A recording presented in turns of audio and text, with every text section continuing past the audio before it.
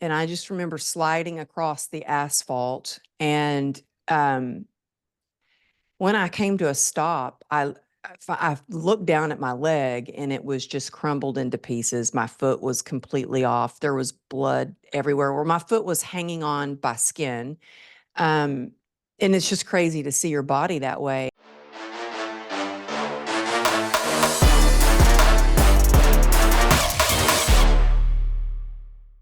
All right, aloha and welcome to Own the Outcome podcast. My name is Tyler Devereaux, and today we have Miss Amberly Lago. Amberly, welcome to the podcast. I'm so excited to chat with you today. Oh my goodness, I'm so excited to chat with you. We got to talking so much before. I'm like, oh yeah, we're recording a show right now. We better start. But it's just been so much fun talking with you. So thank you for having me. Oh my gosh. So grateful that you would take the time. You know, I felt the exact same way. Ariana back here is reminding me like, hey, we got a podcast to record. And it's like, okay, let's dive into Oh, this thing. So I'm so excited. For all y'all listening, I'm so excited for you to hear Amberly's story. If you don't know her story, and maybe we even lead in with that. Your story is incredible. You're going to be so inspired today, and you're going to leave with actionable things to help you bring grit, joy, all those things into your life, regardless of what's going on, which is critical component of it. So maybe we just start there. Like for listeners who don't know your story, maybe let's backtrack. You know, your life took a pretty traumatic turn after a motorcycle accident. Maybe we talk about that and then where things went from there. yeah. Well, it's pretty crazy that I'm on this call with you because my career before, I was in the fitness industry for 26 years and I didn't even own a computer. All my business was by word of mouth. I didn't have, it was all referral based. I didn't, and didn't even have social media.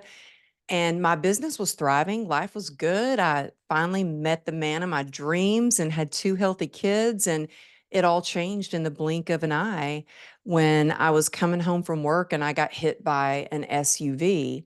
And, I just remember it was one of those beautiful California sunny days. And I kind of, every little decision that you make can change the course, the whole direction of your life. And I remember that day thinking, it's such a gorgeous day. I'm going to take the long way home. And I saw this SUV and it was too late. He shot out of a parking lot. I tried to jump off my Harley. It was too late. Like I let off the clutch, tried to jump off. I got T-boned, thrown about 30 feet. And I just remember sliding across the asphalt. And when I came to a stop, I looked down at my leg and it was just crumbled into pieces. My foot was completely off. There was blood everywhere where my foot was hanging on by skin. Um, and it's just crazy to see your body that way. And I didn't want to let go of my leg because I was afraid that it would actually fall off my body. And in that moment, one of the first thoughts that I thought was, wow, this can't be good. I might have to train clients on crutches for a while. I mean, Oh I my was goodness. already thinking of how am I going to keep working? How am I going to keep training my clients? How am I going to keep a roof over my head? This is going to kind of suck, but I had no idea just how much it was going to change my life. Luckily, a guy came over and made a tourniquet around my leg right away. He saved my life. I didn't know my femoral artery was severed, and you can bleed out pretty quickly from that. I was rushed to the hospital, and they had to put me in induced coma because there was just my vitals I mean, everything was shutting down. I'd lost so much blood, and they couldn't control the pain. So they put me in induced coma. And when I woke up out of a coma, the first thing I learned was doctors said, I'm so sorry. This is like a war wound. There's really nothing we can do for you. Um, you only have a 1% chance of saving your leg, so we need to amputate. And in that moment, Mm. I just remember thinking, this is my leg. And I was like, but it was my livelihood. Like my whole life, I was an athlete. I was a professional dancer. I was sponsored by Nike. I was in fitness magazines. And you're telling me you're going to amputate my leg? And then all I heard was 1% chance. And I thought, well, then there's a chance. And we need to find a doctor who is going to be willing to take that chance with me. And boy, that took an act of God pulling a lot of strings to get me transferred to a different hospital. But Dr. Don Wiss actually did 34 surgeries and saved my leg. And it took months in the hospital. And it was just the most excruciating pain. Um, and thousands of hours of physical therapy. And I remember thinking, okay, I can't wait to get home.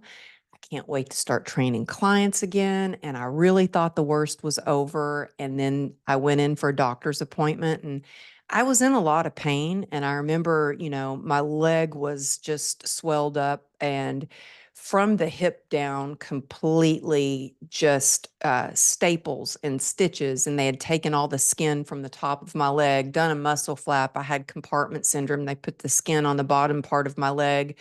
In fact, right before this, I was just at a doctor's appointment and he's a newer doctor. And I was like, well, no, that's because my calf is in the front of my leg now. And he looked confused. And I'm like, yeah, see, but I can still move it. Like, I'm like, let me show you this trick. I can still move my calf in the front of my leg.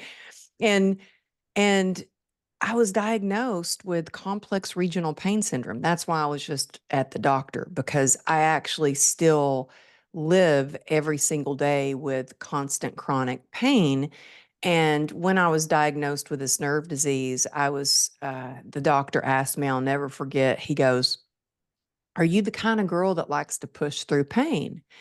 And I kind of thought, wow, he can tell I've got a PhD and suck it up. Like he can tell. Yeah.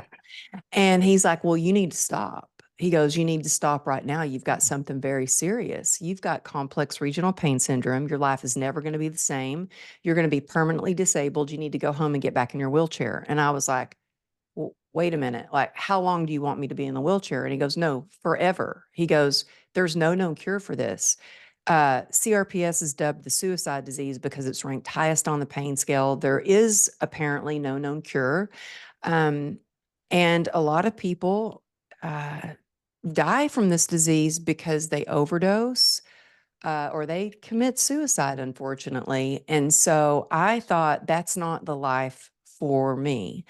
Um, I'm not gonna, nothing against wheelchairs. My little brother's been in a wheelchair his whole life, but that just was not the vision I had for my life. And so I did not go home and get back in my wheelchair. Instead, I went straight to physical therapy. And I told Terry when I got there, he's like, Amberly, you don't have an appointment today. What are you doing here? And I said, well, I know I don't, but I just learned something and I'm going to have to work harder than I've ever worked before if I want to have the life that I've always imagined. And boy, I didn't know how hard it was going to be.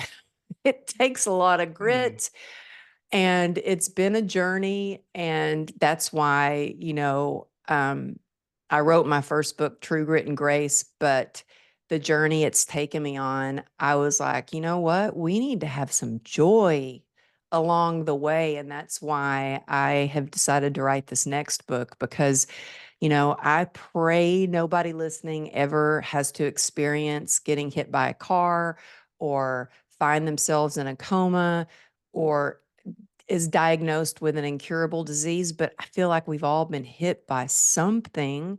And even if we haven't been hit by something, the entrepreneurial journey in itself, holy cow, it is not for the faint of heart. And I thought, I'm tired of just surviving. I don't want to be in fight or flight all the time. I do want to have some joy through the journey. And so, it's been a learning experience, and I'm happy to share all the mistakes that I've made along the way that I've learned from. Every single one, Mhm. I've learned valuable lessons from each one. You can tell, and you not only do you learn these lessons, it's almost like you seek them out to share them as well. I got a question. How long ago did the accident happen? And then how long, you said 36 surgeries. Did I hear that right? 34 surgeries. And 34.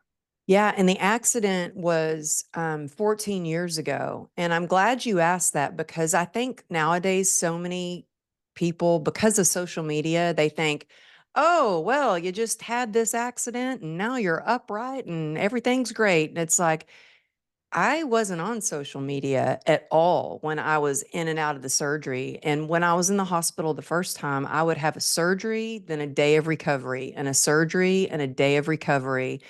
And it was like being tortured. Mm. And also, I didn't know, well, is today the day they're going to amputate my leg? Like I wasn't, the risk of infection was so high that, one of the hardest things actually was it was the first time that I was ever away from my youngest daughter. And let me tell you how great they were at the hospital, the nurses who I actually went back to tell them thank you and hug their necks when I was able to finally walk. And they were like, "You're so tall. I didn't realize you were," because they'd only seen me in bed. I Mm. was in ICU and I couldn't see my youngest daughter.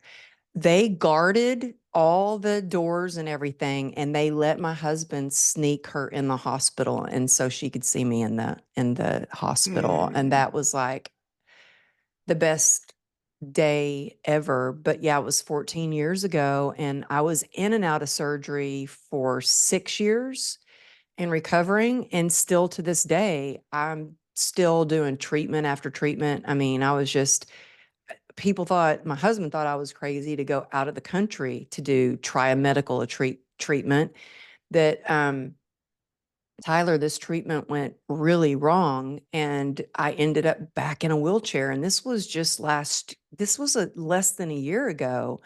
And so it's still something that, people go, "Oh, you're still in pain?" Like, and I'm like, "Well, yeah, I still have this complex regional pain syndrome, but I don't focus on the pain." And I feel like you Mm. can have pain or you can have struggles and you can also have joy. And it's up to us to build upon the joy. And it's Okay, so that's possible. out. Yeah, and that's what I would love to talk about because I heard you say one time, I don't know, I've consumed so much of your content that I don't know where I found it or heard it was a podcast or on your social media feed that I don't know. I don't know. But you said something along the lines of your pain pushes you until your passion pulls you. So my question is, what do you mean by that first? And then is that how you found joy through the pain? And is that how you found your passion? Or just what is that? Dissect that for me, Oh, because I heard that and I immediately wrote it down. yeah, and sometimes I like, especially when I'm speaking on stage and I get off stage and people Hmm. say, "Oh, when you said that," I'm like, "I did." Sometimes I'm like, "I didn't even know I said that." But you know what? I feel like we all have joy inside of us, and we have to do things that light it, keep that light shining bright and keep sparking that joy. And I remember as a young kid. So when my parents got divorced when I was 8, and my mom remarried, and unfortunately my stepfather started sexually abusing me when I was 8 years old. And I didn't know it at the time what I was doing, but I was like intentionally, like purposefully looking for things to make me happy. And I noticed how much dancing made me so happy. And not only that, how it really made other people smile. And it got to where I remember, I don't know if you have Dairy Queens there in Florida or in Maui, but Yeah. every Friday night after the football game, and I don't even know why my parents let me do this, but they would let me go hang out. It was like the band and people from the football game. I mean, football's huge in Texas, and they'd put music on in the jukebox and I would dance, and they would put me on one of the tables and I would dance, and it made me feel good and it brought joy to me. But what made me feel so good was seeing the people smile and clap and start to dance along with me. And I was like, this is joy. I didn't even know that that was joy at the Mm. time, but it was joy. And then I remember when I got out of the hospital, I was in physical therapy every day, 5 days a week. Or anyway, I was in physical therapy, and my physical therapist said, "Hey, there was a guy that I treated years ago, and he was in a motorcycle accident similar to yours. And I was telling him about you, and he'd like to come meet you." And I was like, "That'd be great. I'd love to meet him." And I mean, I could barely walk. My leg was actually still broken. There was a non union, but I was walking on titanium. And he comes in and I'm walking and I'm sure it looked pretty scary. And I was just so happy to be walking. And I was smiling and I would always say hi to everybody in the physical therapy place. And the guy looked at Terry and goes, "What's wrong with her? She's way too happy. Does she not realize how bad this is?" And I thought, no, I'm focusing on the good that I'm out of a wheelchair. I'm walking. Like I can't quite get my leg to bend enough to go around on the bike yet, but I'll get there too. But I remember as a kid, the things that I learned and the hardships that I went through. I think every hardship that we go through, a, and it's a choice that we can make to let that strengthen us and let us learn that lesson so later on down the road we can get through hard times. It strengthens our Mm. resilience. It builds our grit. And as a kid, I think it's real important for kids to have healthy outlets. And I chose athletics and dance. And so even though I had this pain and this shame from sexual abuse, I that pain actually pushed me. It fueled me, and I won. I got us to district. I won first place in the mile, the half mile, the 2 mile. I got the set a record in Texas for running the fastest mile. I went on to be a professional dancer. And not just that, but I dove into how could I do the best that I could do in school because I did all the things that made me feel good. Looking back, I was a bit of an overachiever, but I guess it's better than getting into drugs and alcohol. Do you know what I mean? I didn't Mhm. discover that until later, until I was not drugs, but alcohol until I really hit rock bottom after my motorcycle accident. But I think when I say pain pushes you until your purpose pulls you, the pain of not feeling safe, of the sexual abuse, of, I don't know of anybody that grows up in a perfect childhood. Um, but that pain, I was like, oh, I'm leaving and I'm going to LA as soon as I graduate. I'm going to be a professional dancer. And people were like, yeah, right. You want to make it big in Hollywood? And I was like, oh yeah, because I was pushed. There was no turning back. And then once I got to Hollywood and I auditioned a month later, I was on my first music video was with MC Hammer. And I was like, That's I amazing. was like, I get paid to do this?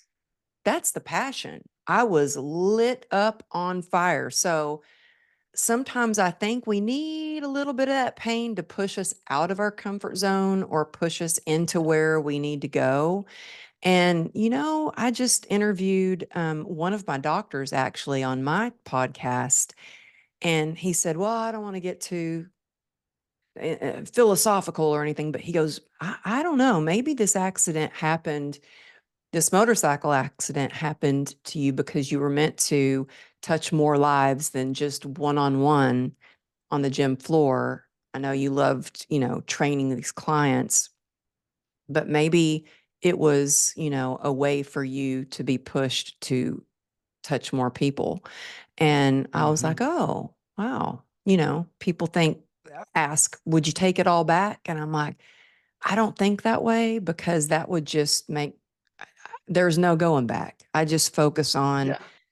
let's go, get her done, Yes. you know? That's it. I think that's part of the joy, like, man, there's so much to unpack from, there's so much That to was a unpack. I long mean, answer, wasn't it? I'm sorry. no, it was a great, no, no, no, sorries. It was a great answer. It's like, but there's literally so much to unpack because your journey is incredible. How you face the journey is incredible. And I believe that my belief is that God doesn't bless us with an outcome. What he does is he blesses us with challenges to help us rise up to be worthy or to the place we need for the outcome that we desire. And I absolutely believe that you were called and God knew that and needed to put you in a position, whatever way that was, to help. A lot of people don't like that because they look at it like, you know, why would God do that? Well, because God sees more than the short term. God sees a bigger picture. Like you Hmm. said something that's critical. You said you would never take, you wouldn't take anything back. And I've interviewed lots of people with lots of challenges and lots of problems and lots of trials. And I haven't met anybody that's like, man, I wish it didn't.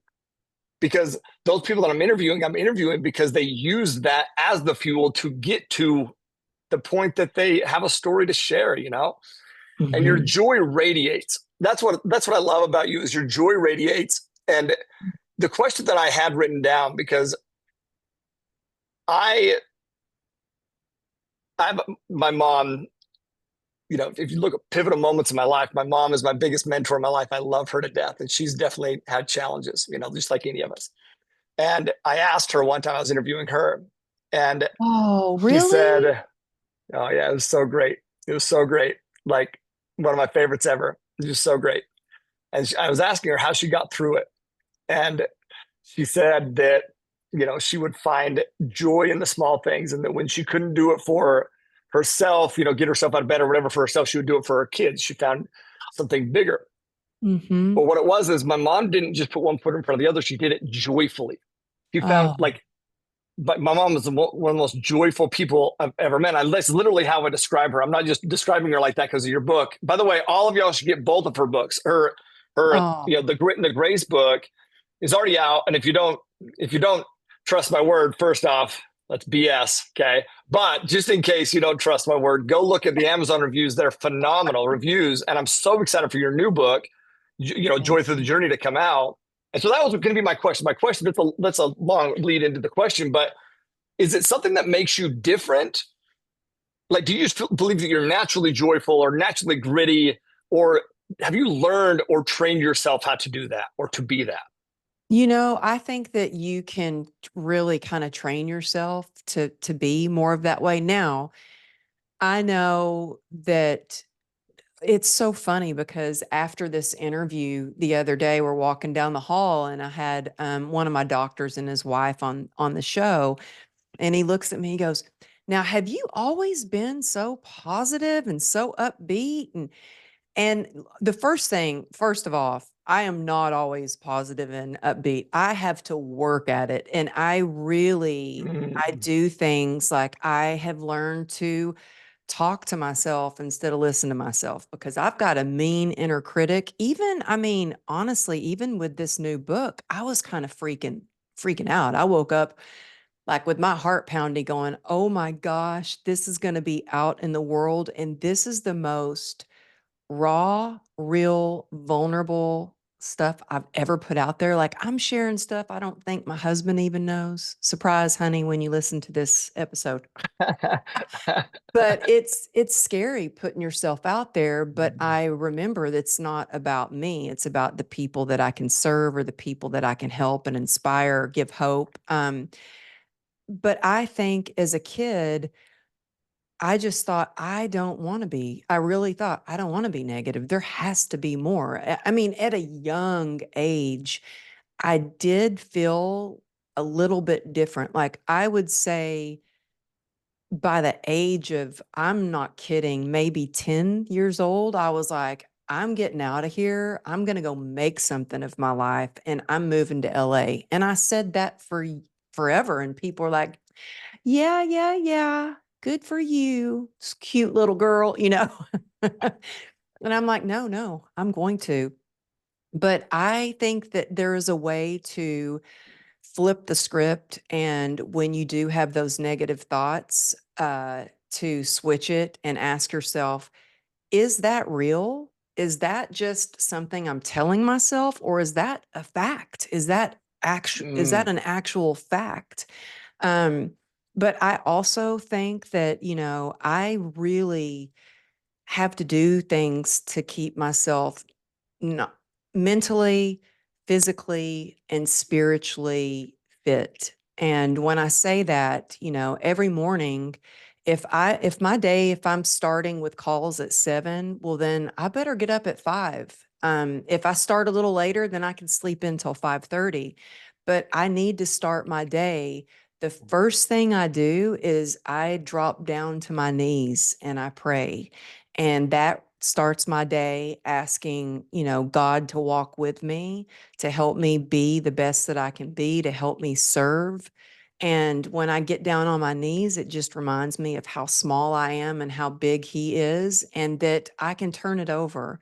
And I have a gratitude practice. I get up and I drink, my gut health drink. I down a bunch of my immunity stuff and my gut health stuff. I down that water.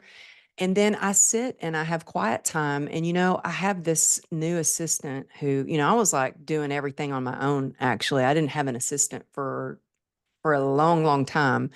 And I got this new assistant who is amazing. Amazing. I've never had this before, ever. She blocked out on my schedule from 5 a.m. to 7 a.m. That's my time.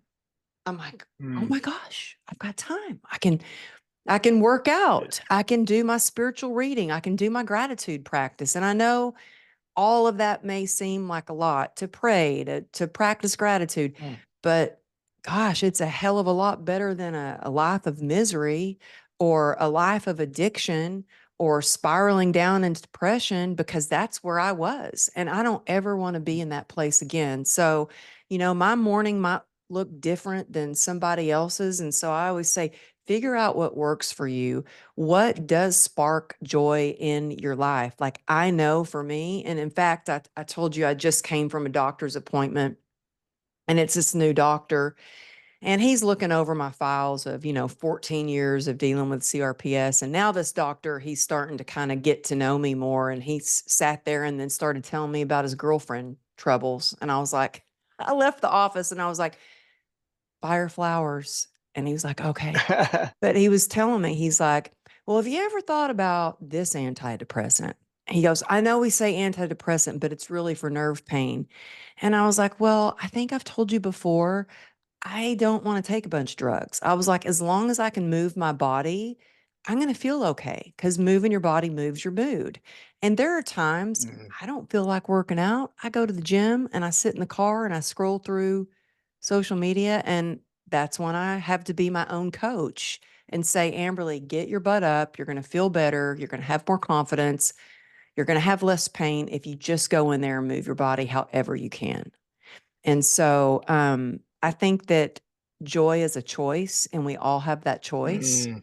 And resilience is a choice, and it comes from deep within us and from the support around us.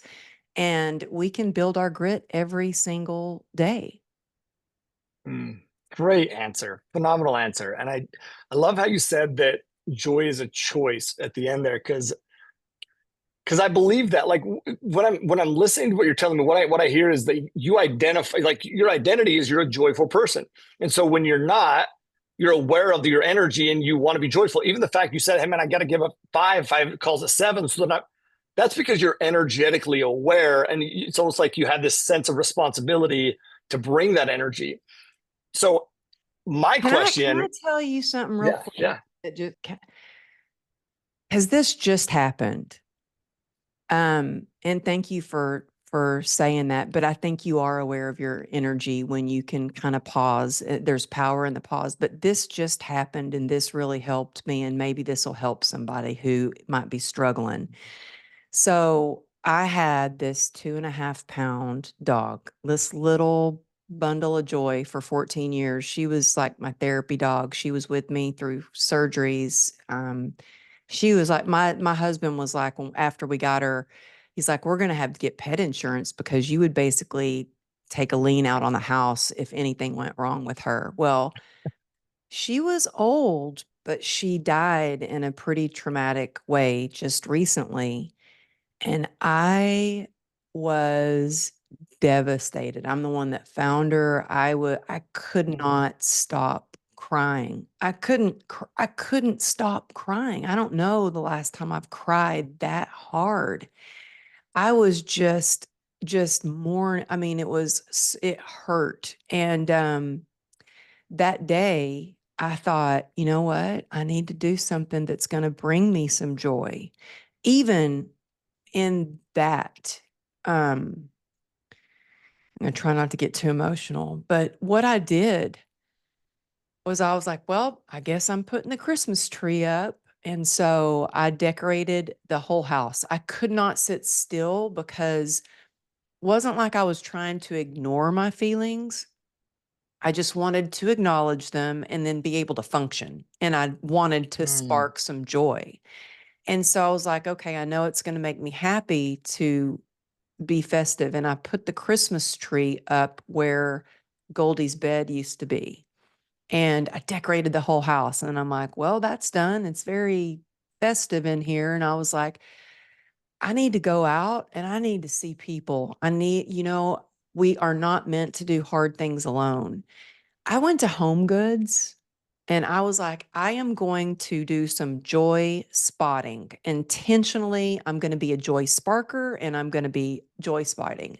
Do you know the first thing I saw when I walked into Home Goods was a sign that said joy? And I was like, that's a God wink. Thank you, God. Yes. And I went to Home Goods, not because I wanted to shop, but because I wanted to see people and I wanted to smile at them and I wanted to see their smile back. And that just brought so much joy and it just kind of changed the way that I felt. And so sometimes I feel like when you're going through a hard time, get up, change the scenery, get out of the house, go smile at somebody, go be of service however you can. Reach out and just know you're never alone. Like that's the thing. I used to try to do things alone. And if there's one thing you can take away from everything I'm sharing today is you are not alone. Like for me, I always remember fully rely on God. My daughter even made me this frog. Isn't it cute? Fully rely that's on awesome. God to remind me to fully rely on God and to reach out for help. So I had to Mm, share those two things just really helped me just recently with something really painful. mm. Thank you for sharing that. That is, I think that you just shared an absolute massive recipe for success in anything, which is like I would just challenge everyone to go back and just rewind. And I'm going to tee it up for you of what to look for, but go back and rewind and re-listen. And what she focuses on is the first off, her physiology, your body. You go move your body. You go do something. It's not, and I love how you said. I love how you said you were avoiding it. You were feeling the emotion but remaining in control, and that's so powerful. And there's this tedious moment, right? But like you move your body. The other end is the language that you use. The language you use is a positive, powerful language. Like even though you couldn't stop crying, which is I've been in that mode. I get that mode. I listen. I might look like a big tough guy, and I am, damn it. But I mean, yeah, I've been in those modes where but you use powerful language and then it's what you focused on. That was the third thing. So your body, your language, and then your focus, and what you focused on was others. You like how what an amazing person you are, that in that Oh, moment your thought was, I'm going to go to Home Goods and be a creator of joy. And I'm going to reference it back to what you said earlier. You said that you did the same thing. Did you say 8 years old when? yeah. Can you believe they let me at the Dairy Queen dancing on the tabletops? And then everywhere I would go, my mom would start saying, do a tap dance for them. So everywhere we went, we'd be walking past the table and she'd be like, well, do a tap dance for them. And dancing still brings me so much joy that I take my youngest daughter like everywhere with me, and we were sitting at this table, and it was like a round table, and it was all these very successful billionaire entrepreneurs, all men, and then me and my daughter. And my daughter can hold her own, man. She's amazing. And they said, now, Ruby, what is one thing that your mom does that just really embarrasses you? And I mean, she just right away was like, you know what? She dances all the time, everywhere we go in the store, like at the market, down the aisle, she dances. And I'm like, well, because it makes me happy. It sparks joy. So of course, so I still love dancing. Dude, and listen, she probably already does, but she gets older and looks back, it's gonna be some of her favorite memories, of like, man, my mom was the best. Like, no Oh, matter well, where I it'll be, don't so I know. get no, I guarantee you it will be. Those things that embarrass us are actually the things that we love the most, as we get older and we really realize that. That's so great. That's so great. Your identity, so you have this identity as, a dancer. And I'm asking you this because, well, I'll tell you why after I ask you this. You have this identity as a dancer and a fitness model and all these things, fitness huge in your life and all those kind of things, and then you get in an accident that obviously your leg is the first thing that's going through your mind, like you're saying. What was your Well, I will ask you this now in present tense. What is your identity and now currently, and how has that changed over the years? Oh, I will tell you, and this sounds really shallow, but my whole identity was caught up on the way that I looked. Because if you think about it, like being a professional dancer, and I had a very successful career in dance, and then I had a very successful career in the fitness industry, and I was basically a walking billboard for my business. I mean, like I said, I didn't do Facebook ads. I didn't have social media. I could walk to Coffee Bean and pick up two clients. And I'm not saying that. I'm just saying to give you a perspective, my nickname was Legs. And to have all of that wiped away, we had $2.9 million worth of medical expenses. We had a lien on our house. I was out of work when I was the main breadwinner. I was completely scarred and deformed from the hip down. I completely lost my identity. I felt the only value that I had was in how much I could provide, how much money I could make, what I could provide for my family, the way that I looked, how many clients I had, how many people I could train, how many lives I could change. But it was really overall, my identity was I was the fitness girl and I was Legs. Now that was all gone. And I really hit rock bottom. And that's when I was trying all these medical treatments to try to get out of pain. And it was the physical pain, the emotional pain, the looking down at myself and hating myself. And that's when I got into an addiction. But I had to learn through sobriety. By the grace of God, I got sober in 2016 and I started rebuilding my life and peeling away the layers and healing stuff I thought I had worked on, but I hadn't. And really feeling those feelings. And I think we heal what we reveal, and we have to get radically honest with ourselves. And I realized that my identity isn't about the way that I look. It's not about how much money I make. It's not about how many stages I get to, I have the honor of speaking on.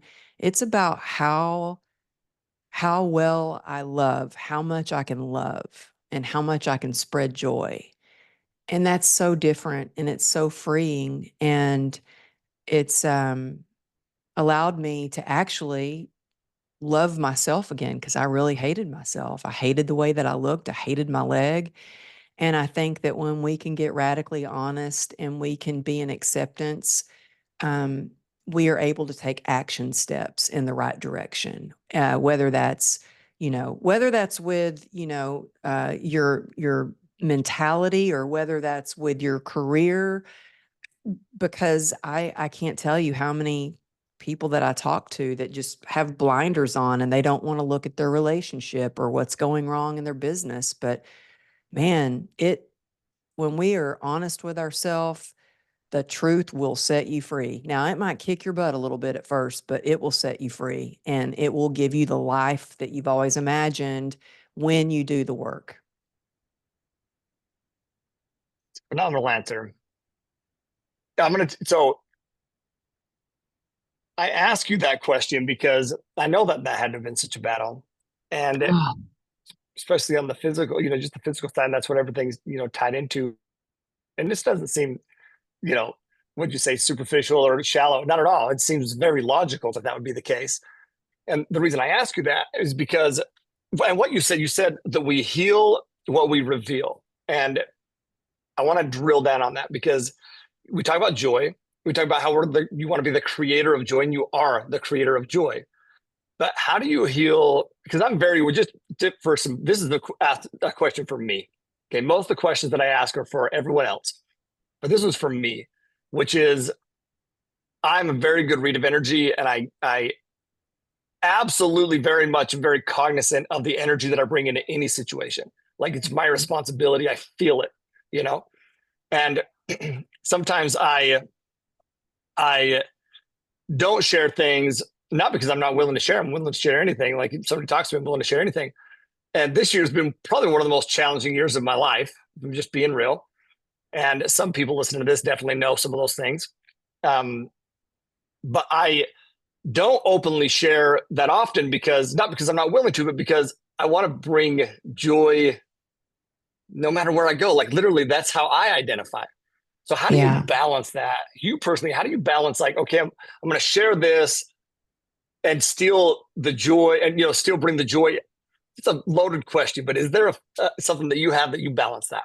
Well, I mean, I know I totally understand what you're saying because, um, and honestly, I just had a situation in my business where, I brought someone, I'm very, very, very protective of my mastermind group is like my family, man. They are like, I Mhm. am so protective of them. I'm protective of who I introduce them to, like who I bring in the circle.